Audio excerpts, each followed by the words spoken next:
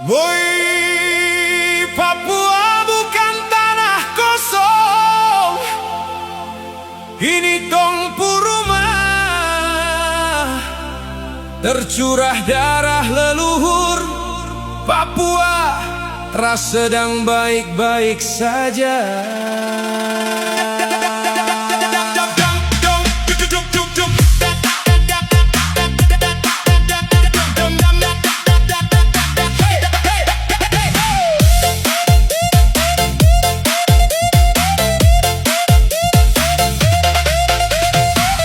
Sapu hutan asli de hidup, sungai masih jernih bisa bercerita kepada anak cucu. Anak-anak lari tanpa takut dari suara senjata. Tanah adat Papua dijaga oleh leluhur dari dulu kala. Sekarang alat berat datang membuka luka lama, merobek daging hingga tulang dan sumsum. Kau bilang pembangunan demi masa depan, tapi kenapa rakyat justru kehilangan tanah? Sagu kau babat habis, Sapurawa kau jadikan jalan. Mama-mama dong menangis, lihat dusun tenggelam, sutrada bentuk rupa.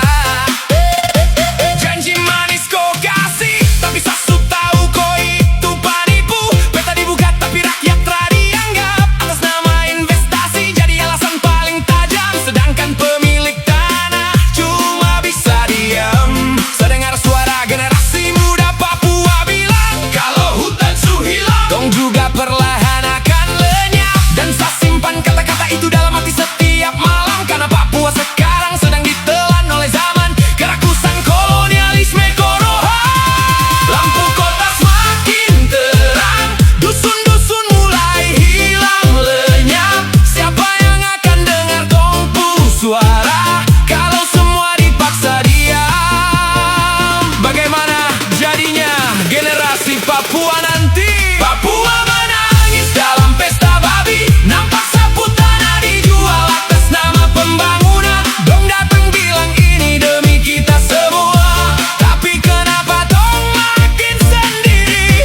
Api menyala di ujung pagi, hutan jatuh satu persatu tanpa henti. Saya cuma mau tanah ini kembali selamanya untuk sapu anak cucu nanti.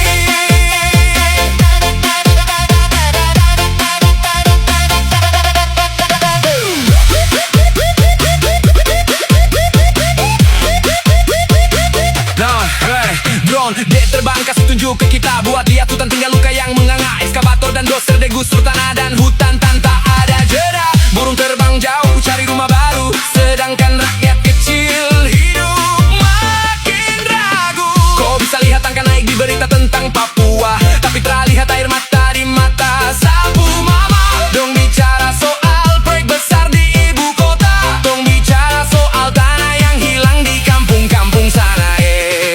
Satra anti kemajuan, dong juga mau berkembang, tapi jangan datang injak rakyat sembarangan. Jangan pakai nama negara untuk menyerang, lalu bilang semua ini demi masa depan. Kalau tanah habis dong mau tinggal di mana? Kalau sungai rusak siapa kasih kembali buat tongpu anak-anak nanti? Kalau hutan mati siapa yang bisa jaga udara tetap bersih? Pertanyaan itu akan terus hidup dalam hati dan sapu pikiran.